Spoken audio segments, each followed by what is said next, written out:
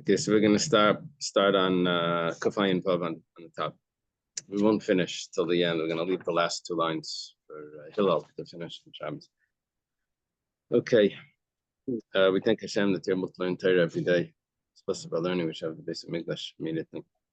Learning Lula Nishmas of Abdullah Basra Daf and Salsa Ben Mitzian and also Rav Shleima, David Ben Sarah, and Getzel Ben Fegutzi parent, father, and Miriam Adel. And Chaim Ben Sarah for Jimmy. Okay. Goes like this. Amar Rav Papa. Rav Papa says, Hilchasa, the halacha is milval peh goyfim in a yashim. That a milval peh, a verbal loan, in other words, a loan that doesn't have a document with witnesses on it. Goyfim in a yashim, you can still collect from the inheritors, which we said before, that was not so simple. That was a machlekes, depending on shibud deraisa or shibud derabanan. If the shibud, right? According to the opinion of shibud deraisa, then we said yes, but that wasn't so clear. But you can't collect from a purchaser if it's a milval peh. We said that was also a machlekes, shibud deraisa, shibud derabanan. So he's sort of taking both sides. He's taking one thing from this opinion, one thing from that opinion. So he explains that goyivim in a yarshim, we say that we should collect from the inheritors, that you're allowed to collect even from the inheritors. That's kadesh leitin delas b'fnei lovin. The reason for that is because we want people to continue lending, and if you're going to make it difficult for them to collect, then people won't lend. Now, the Rashbam, back on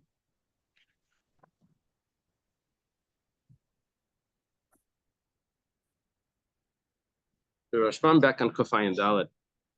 From Naftali, you still have a traditional Gemara, or did you upgrade to the? No, I'm still using paper. There's still paper. So if you go back to Kufay and Dalet on the bottom, the very bottom line of the Rashbam, he says, "Amrinan lekaman." There's like a colon in this commentary. Mm-hmm. Then he says, "Amrinan lekaman milval peh goyfim in a yisayim kadesh leitin delas b'fnei lovin v'imim metaltali the shavak le'navun le'goyva ein lechan filas delas gadol misad l'shchicha l'mekarkai."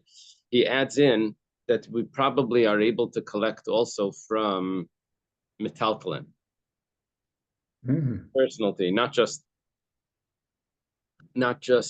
from realty. He says because realty is not so common, and if you're going to say that you're limited to collecting from realty, then you're really going to stop people from lending money.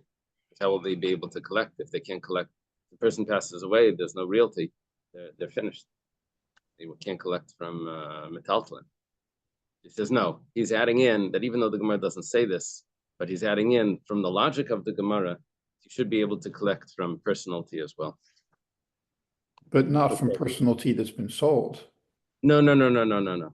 That's the next point. The next point is, but you can't collect from, back in our Gemara, back in Kufay and Vav, you can't collect from property that's been sold, the less they call, because that doesn't have a rumor, doesn't have the publicity that people would know that it was sold and that there was a lien on it and that you shouldn't buy it and all of that.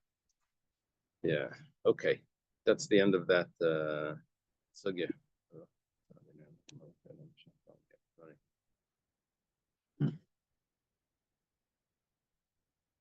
Next case is if there's an IOU which is written by the borrower, so you're allowed to collect, but you can't collect from property that the creditor can collect money back from the borrower. But he can collect from his what he wants to give him. Goes to collect, but he can't collect from property that the borrower has sold already, because the purchaser wouldn't have known to not to buy them. It's an exception.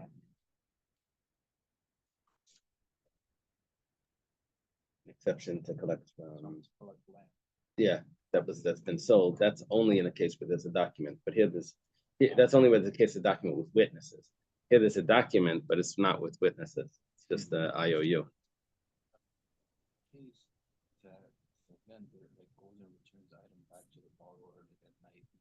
Yes. Is it because it's like Mashkin collateral. is it collateral? That's a collateral. That's a case of a collateral. I want you to pay me, and meanwhile I'm taking these items until you pay me. So B'nai Chorin definitionally means just anything that doesn't have a lien on it. Is that what that means? Yeah, it means B'nai Chorin means free. Yeah. But So what it's referring to is property that's still in the possession of the borrower, still in his possession. Mishabadim means property that's been sold. right. Lien remains on it. So by definition, it's only metaltal. It would be metaltal and a property without a lien. Yeah. Right. Yeah.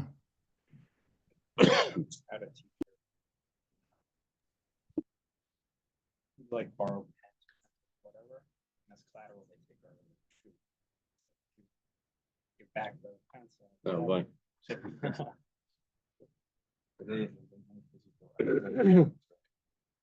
Yeah. Or other places like car cases, they can't go very far. Yeah, they'll do this, and they'll take a collateral from you to hold it till you pay. Or some of these buildings, or like hotels or something. You want to borrow the pool balls or something, they make you leave your cell phone or whatever credit card over there. Okay. If you want to borrow a safer from the shul, they'll leave you tefillin in there. So if he takes out the document, an IOU, so he collects from B'nai Chorin. Boimine Rabba bar Nasan mirab Yechanan. Rabba bar Nasan asked Rabbi Yechanan in Eretz Yisrael, in Tveria, what happens if this is not just a regular IOU? Let's say this is an IOU where the Bezdin actually validates it and notarizes it. Somehow he tells the Bezdin, he tells the Bezdin, this is my handwriting, the borrower. He shows them other documents, or they see other documents of his, and they can compare, and they say, yes, this is the handwriting, my. So now it's an IOU, but it has witnesses not on the loan, it has witnesses on the handwriting of it. Well, that's an interesting question. Does this get publicity? Amalei, responded that doesn't get publicity of the loan. This would not tell the purchaser of that he has to be careful because there's witnesses on a handwriting. Okay. Who has the IOU? Is it borrower? The lender is going to hold the IOU. This IOU, does it have the same strength for the like notarized by the Bezdin, or the borrower is admitting to it? Yeah, I guess the advantage of it is that he can't say that I never wrote it. So, so maybe later on he won't have the money and he'll try to figure out a way how to get out of this, and he'll say I never wrote it, or something like that. Well, he can't do that. Masiv Rami Bar Chama has a question. Shleisha Gitin Psulin. We have this, I think it's a Mishnah. No, it's a Brisa that's quoted. There's 3 Gittin that are puzzle, but they're not very puzzle. It's just you don't use them. The imnisis of Lad Kasher, if a woman got remarried based on this get, who said, see, I'm divorced, I have a get. Now she gets remarried. So, and then she has a child. Havlad Kasher, we say that the child is not a mamzer, we say the child is a kosher child. In other words, the get that you weren't supposed to use, that's only lechatchila. But b'diavad, after the fact, we say that it's acceptable. What are these 3 gittin? Ve'elohein, they are kasab b'ksav yadei ve'en alavedim. It was written in the handwriting of the husband, but it doesn't have witnesses. Now, this would follow the opinion Well, no. This would be that l'chatchila, it needs to have witnesses on it. That's why it's puzzle. But we're accepting the Ede Masira Karti, that opinion that says that the delivery of the witnesses on the delivery will validate it b'diavad. So the witnesses on the validity, on the witnesses on the delivery are acceptable b'diavad. Okay, that's case number one. There's no date in it. Everything's good. Witnesses are there, but there's no date. So we say that we don't like a get like this because this could cover up on a wife that wasn't faithful. Let's say the wife is his niece, and she wasn't faithful. He's trying to protect her to save her life from or something. So he gives her a get that doesn't have a date in it, and it goes back to before she wasn't faithful. It goes like she was divorced already at the time of that incident.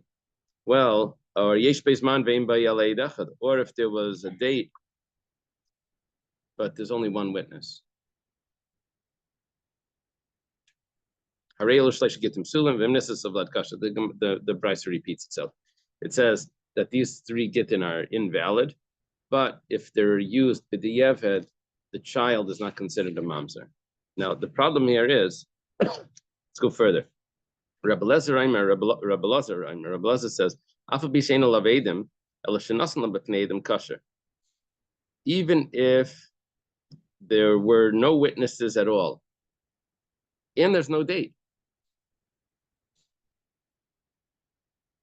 but it was given in front of witnesses, it's going to be kosher. This is Rabbi Elazar's opinion that even l'chatchila is kosher, because Rabbi Elazar holds Ede Masira Karti, that the witnesses on the delivery are the main witnesses. And then the Brisa concludes that if this would have been a document of a loan, you would be able to collect minachasim mishabadim because it was delivered in front of witnesses, even if there's no witnesses on the document itself. And now Rebbe Lazar, there's one thing that we see from this is that Rebbe Lazar holds Ede Masira Karti is not only by a get. This came up once before. Apparently, he holds that Ede Masira, the witnesses on the delivery, apply also to other documents. As he's saying, he's saying that this is considered like there's witnesses on it. And another point is, what we're saying, the reason why the Gemara is bringing this is that if witnesses that aren't in the document, but they just see the document being transferred, that makes that there's a lien on the property that you can now collect from property even though it's been sold. So for sure, if there's a bezdin that validated the document, for sure there should be a lien on the property. Here it's delivered in front of witnesses, they're not even in the document. So bezdin that validates the document, that notarizes it, then for sure there should be a lien on the property. So that's a question on Rabbi Yochanan that said that no, you can't collect from a document that doesn't have, you can't collect from sold property if the loan doc, if the promissory note didn't have witnesses in it. It was only validated in the court by the handwriting of the borrower. Does it mean that they know what's going on, or did they just see the transfer of the people? I think it means that they know that that it was a get, and they witnessed the transfer, but they didn't sign on the document. But they would have to know it's a get, because otherwise you would be able to say that. What do you mean? I handed him today's newspaper. Right. We read the get in front of the witnesses when we deliver it. We have the witnesses read it. That's what we do. Before the get is delivered, the one that's doing the get tells the witnesses, read the document. And then they give it to the husband, and he puts it into her hand. And then after it's delivered, they say, okay, read the document. They read it again. Okay. I've done that one time, but then only the first part, like not after. They didn't do the reading of the document afterwards? Yeah, I wasn't reading of it even afterwards there. is to create the call. One of them is to create the call. I think the one afterwards is to create the call. the publicity that she's been divorced. Does it have to be the same witnesses or? I'm not sure. I don't know the details of that. Okay. Usually it is because it just takes. I mean, the whole thing is the delivery of the get takes, I don't know, 60 seconds. You tell her to lift it up and walk with it and come back, and you know, they tell her to acquire the get in 3 different ways. She should lift it up, she should put it into her bag, and she should also walk with her bag, holding her bag. That's like different kinyanim on the get. Do you recall, Rabbi Smith, you told us a story about a shliach, I think it was in Alaska, who was called upon to deliver a get, and as he was handing it to her, it dropped on the ground, and that was a whole issue. Yeah, I don't know where it was. I don't remember where it was, but yeah, he dropped it on the floor, and I think she reached to grab it from the floor, and they said, no, it's not. That doesn't work. If she takes it, he has to give it to her. So in that Misa, would one assume that, I mean, I can't, maybe he read it to her beforehand? I don't. They always read it before. They read it before. Then they fold it up. They fold it up in this like very small compact. Mhm. I thought that the get was kept by the beis din, or in fact, somebody who does get and told me the beis din tears it up. Yeah. Well, they put a tear in it to show that it's been given, but they keep it on file, and they don't give it to they don't let it out for circulation. They don't want anyone to look at it and say, oh, I think maybe there's a problem with the letter Pei on that thing. Yeah. So in this case, the woman picked it up, but then would have given it back to the shliach. Yeah. Uh-huh. And give it again. Yeah. Okay. So we have a question on Rabbi Yochanan, because here it seems that you can collect from the Chasim Mishabadim if the document's been notarized, even if there's no signature in the document itself. My answer, Shani Hasim the Mishas Ksivu the Shibud Nafshe. Over there, the right when they, this is a little bit vague. It's not clear what the Gemara means by this, but apparently there's different ways of writing a document. When you write a document that you're expecting the witnesses to be there at the time of delivery, then you're expecting witnesses. And so therefore, at the time of writing, you've already put a lien on your property to like subjugate your property to this debt, because you know that there's going to be witnesses at the time of delivery, even though there's no witnesses in the document itself. On the other hand, when you do a promissory note, an IOU, without any witnesses, you weren't expecting to put any lien. So we're going back, what was your expectation? What were you consenting to at the time of the writing of the document? And here, at the time of writing the document, he just wrote in his handwriting, so he didn't expect witnesses later. He didn't even expect the beis din to notarize it. He just, later on, they just decided, let's notarize it. So, I don't know what you're going to tell me. So, so that wasn't the borrower never subjugated his property to that lien at the time of the writing. That's our answer here. The answer is that in the case where Rabbi Lazar says that if there's witnesses later, you can collect witnesses at the time of delivery, you can collect. That's because originally when it was written, you knew those witnesses were going to show up. Okay. The next case in the Mishnah was, if after the document was signed, it says that in so and so is going to be the arev, the guarantor, underneath the document, underneath the signatures of the witnesses. Amarav, the signature of the witness. Amarav, Rav says, is if it was before the signatures, then you would be able to collect from the guarantor. The creditor could go to the guarantor and collect from his property that he sold. There's a lien on his property as well. After it's been signed, you can only collect from property that he has at hand, not property that's been sold. That's the statement from Rav. Before the signatures, collect from property, even from the guarantor that's been sold. After the signatures, only from his property that he has at hand. Zimnin Amarav, however, Rav sometimes said, even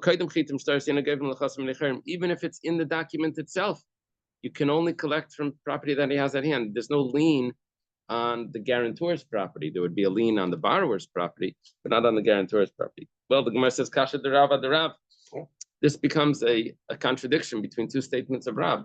One statement is that there is a lien on the guarantor's property. The other statement is that there's no lien on his property. Well, the Gemara answers like Kasha. It's not a question. This case where we said that there's no lien on the property, you can only collect from the property he has at hand, the Kasav Bey Plaini Arif. That's when he said, so-and-so is a guarantor in the document. But the case where you can collect from the property that's been sold, that is the Kasav Bey U Plaini Arif. There's an extra vav there. And so-and-so is the Arif.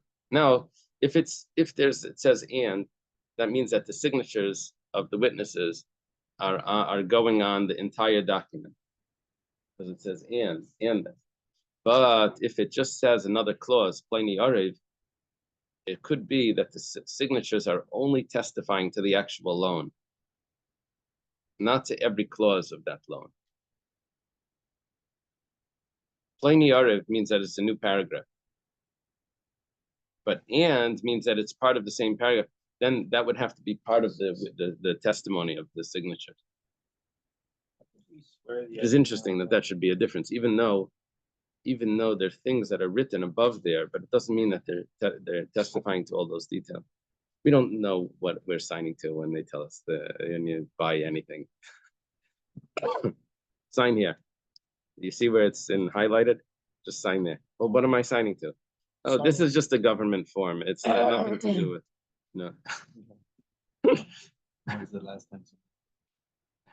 Everything do the update on the phone. Like, I don't know, like 100 pages of terms and conditions. Is it lying when you say, you click yes, and you say, I've read the terms? Is it lying when you do that and you didn't read it? Yeah. And you sign to it? These things often can't be enforced anyway. I'm sorry? These things often can't be enforced also. It's called contract of adhesion. Like where they just say contract of, yeah. It's like I don't know. They're like forcing you to do something. You don't really have a choice. Like if you don't click yes, like. No, but I'm asking as an honest person, which I'd like to be, when it says just click and say that you've read and accept the terms, I didn't read it. I just clicked it. I think they understand, right? Okay. Common practice is just click. Common practice, it's a minig. Minig is to borrow. And there's another minig not to pay back. That's another minig. No, it's the halakha to borrow with the minhag. It shows you how strong the minhag is. The minig is stronger than the halacha. Well, as a practical matter, when you're honored to sign as an aide at a ksuva, at a wedding, Yeah. I can't imagine anyone, at least I wouldn't. I've been asked a few times, and I've been honored, and I don't have the time to read it. Right. Even if I did, I don't know if I'd understand all that Aramaic. It says you're supposed to read it. Yeah, you're supposed to know what you're signing. Yeah. Sorry, hello. Read it. We don't understand it. There's this company called the firm, and they're like slogan is buy now, pay later. Common practice is to say buy now, pay never. Oh. What did we say before about talk about a guarantor? How do we permit guarantors to collect from guarantors? How do we permit it? Because really it's a matzmacha. Right. I don't know if we have a good explanation for that. Yeah, we said that it's not, it doesn't go under the category of matzmacha. But you have to somehow motivate someone to be a guarantor because he has a lot to lose. Right. I don't know what he stands Right, to gain, but what he stands to gain and what he's benefiting is that he's seeing that people are trusting him based on his word.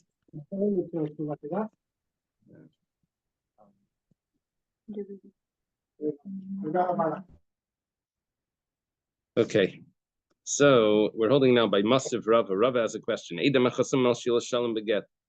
don't really understand how this is working, but apparently in the get they're writing greetings to whoever they're sending it to.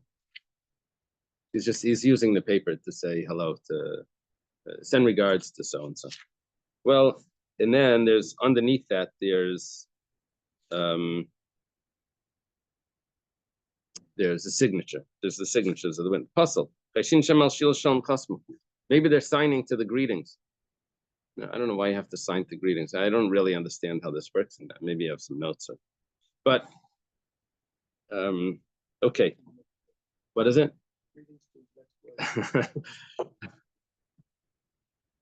It's yeah, okay, so let's say the husband is writing the get. Let's say the husband writes the get. It doesn't need to be that. Usually it could be a cipher that writes the get. Say the husband's writing the get, and he's sending greetings to, maybe to his ex-wife. He's sending greetings to his ex-wife. Here's the letter, and say, hey, don't forget to take care of the kids or something. So he writes something in there, and the witnesses sign on that. So it says puzzle. Maybe that's not what they were signing. Maybe they weren't signing to the get. Maybe they were signing that this was his conversation. This is what he was really saying. Okay.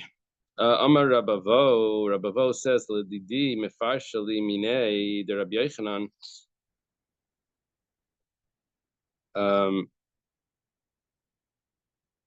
Rabbi Yochanan explained this to me, that she'ilu pasal, vishe'ilu is kosher. If it says, and he's sending greetings, she'ilu probably means they sent greeting. They sent greeting. So if it says she'ilu, that's a new statement, then maybe the witnesses are just signing to the Sheila Shalom. But if it says vishe'ilu, if it says and, then that makes it kosher. Now, what we're seeing now is that the vishe'ilu, we said before that Pliny Arev. Oh no, I'm sorry. We said Rabbi Yochanan says whether it says Pliny Arev, whether it says Vipliny Arev, both of them are you can't collect from the Mishubadim. You can only collect from Bnei Chayrin. Now, 1 second. Rabbi Yochanan himself makes a difference between She'ilu and Vishe'ilu. And Rabbi Yochanan by the Arev does not make a distinction. Okay, so the Gemara answers Hachinami the cusp of Pliny Arev. No, when Rabbi Yochanan was saying that you collect from Bnei Chayrin, that was talking about a case where it was only Pliny Arev. The Gemara says, how could you say that? That was Rav's opinion. The way we put it here was that Rav said something that's contradictory. To resolve the contradiction, we said it depends if he said Pliny or Upliny. If there's an and, right? Then we said, but Rabbi Yochanan says different. Now we're saying that Rabbi Yochanan was talking about the case that Rav would agree to. So why did Rabbi Yochanan argue? The Gemara answers, Ema v'chein amar Rabbi Yochanan. Rabbi Yochanan wasn't arguing. Say v'chein, Rabbi Yochanan also said. Okay, so we have adjusted that Rav and Rabbi Yochanan are saying the same thing. Ma'aseh b'lefnei Rabbi Yishmael chulu. There was a story that came in front of Rabbi Yishmael, and Rabbi Yishmael says that you collect from Bnei Chayrin even though the signatures were before it said that so and so was the Arev. So the so and so is a guarantor was written after the signatures. Rabbi Yochanan said you collect from the guarantor, but only from property that he has at hand, not property that's been sold. And then there was a story. Ben Nanas tells Rabbi Yishmael, he says, you can't collect it all. And he says, why not?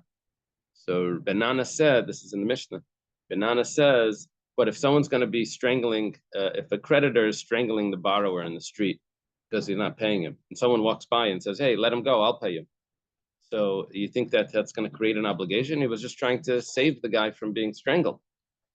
That's not going to, okay. Well, now, Amar Rabba Bar Chana, Amar Rabbi Yochanan, Alpha Shakilis Rabbi Yishmael es Benanas halacha k'maaseh. Rabbi Yishmael, after that conversation, said that anyone that wants to learn, anyone that wants to be wise, should learn Dini Mamanis, and whoever wants to learn Dini Mamanis should learn it by Ben Nanas. That's how great he is. But even though Rabbi Shmuel praised Ben Nanas, but the halacha is not like Ben Nanas. The halacha is like Rabbi Shmuel. Ibaylo, where's the question? The Chanak Mali Amar Rabbi Shmuel. You see, in the conversation, in an argument, sometimes you use an exaggerated case to prove your point. What, in such and such a case, you say the same thing? So the case of Ben Nanas was an exaggerated case that would somehow prove to Rabbi Shmuel that in his case, which wasn't so exaggerated, the halacha should be the same. Now what the Gemara is asking is, what would Rabbi Shmuel actually say about that exaggerated case? If there was a creditor that's choking a borrower in the street, and you walk by, someone walks by and says, I'll pay, would Rabbi Shmuel say that, okay, now he owes? Ben Nanas was proving that to say, how could you say that a creditor, that a guarantor after the signatures is going to actually owe the money? But what would, so in Rabbi Yochanan held that, yes, it is. What would he say in the case that Ben Nanas was bringing to disprove it? In the case where someone was being choked. B'chanak Maliyam Rabbi Shmuel. So Tashma, come and listen. Yeah. Just says I'll pay them. If there's no amount, like he might not even be allowed to pay. Like it's Right. not fine. So Tashma, come and listen. Amar Rabbi Yaakov, Amar Rabbi Yochanan, Cholakari b'hayir Rabbi Shmuel af b'chanak. Actually, you know what? Rabbi Shmuel would actually say that, yeah, he becomes obligated to pay. He would argue with Ben Nanas. He would say that he has to pay. Okay, now, halacha k'maisei, and halacha k'maisei. We said the halacha is like Rabbi Shmuel. But is the halacha like Rabbi Shmuel in the case of Chanuk, where he was being choked, and someone walked by and said, let him go, I'll pay. Tashema, come and listen. The Chiyasu Rav and Amar Rabbi Yochanan, Cholak hayir Rabbi Shmuel af b'chanak, v'halacha k'maisei af b'chanak. Yes, the halacha is like Rabbi Shmuel, even by this case of Chanuk. That you can collect from Bnei Chayrin, you can collect from the guarantor that just walked by and said, I'll pay. Rabbi Yehuda Amar Shmuel, Rabbi Yehuda says in the name of Shmuel, Chanuk v'kana biyadai mishtabed. Only if the guy that walked by that said, let him go, I'll pay, only if he also made a kinyan. He said, oh, I'll let him go, but you have to lift up this handkerchief. We're gonna end up choking the guarantor the next one. Right. Well, the guarantor was probably a much larger fellow than the borrower.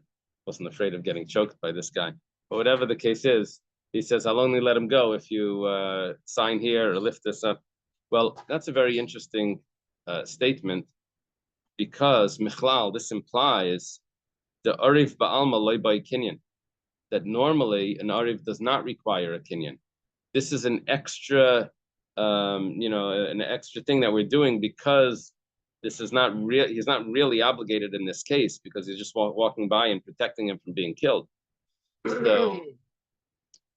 So over here we need a kinyan. Upligid the Reb Nachman, but this argues on Reb Nachman, Reb Naftali. You mentioned this earlier, that the Arif normally doesn't need a kinyan, and that would be the statement of Rabbi Yehuda Amar Shmuel. That would be their opinion. However, Reb Nachman holds, the Amar Reb Nachman says, Arif the Bezdin, who delay by a kinyan. It's only if it's done in court that you don't need a kinyan.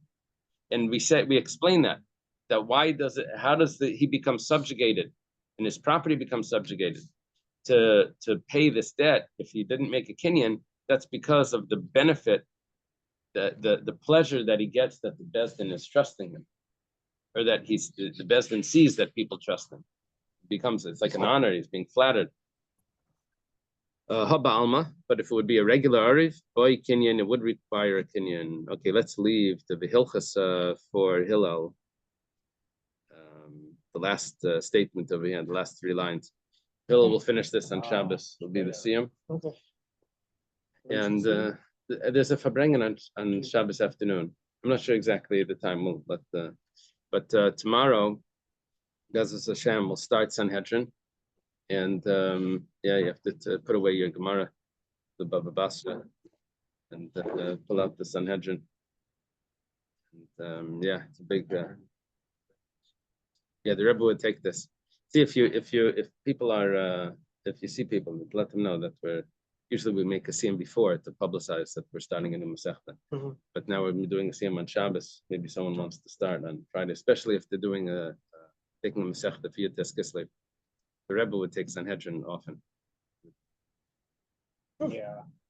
So maybe people want to do that. Okay. Okay, have a good day, everyone.